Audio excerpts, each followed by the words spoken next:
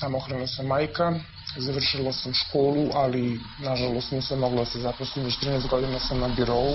Tako da sam ja došla do nekog oglasa gde je pisalo, sad ne znam baš tačno i ne sjećam se tačno, nešto u fazonu potrebne devojke, šarmantne, tako, za rad kao konobarica, plesačica i animir dama. U stvari tu je zapravo prostitucija.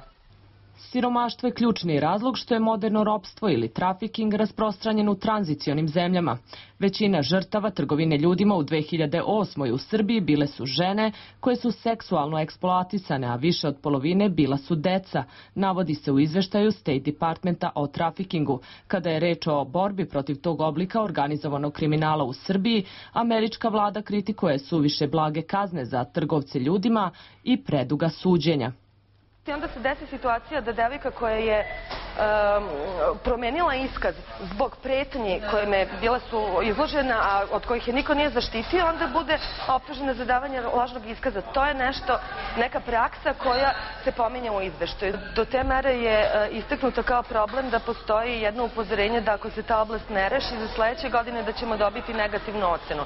Republički tim za borbu protiv trafikinga pre nekoliko meseci je usvojio plan akcije, a od vlade su sa današnjeg sastanka zatražili da obezbedi sve uslove za sprovođenje tog plana, tačnije neophodne zakone i materijalna sredstva.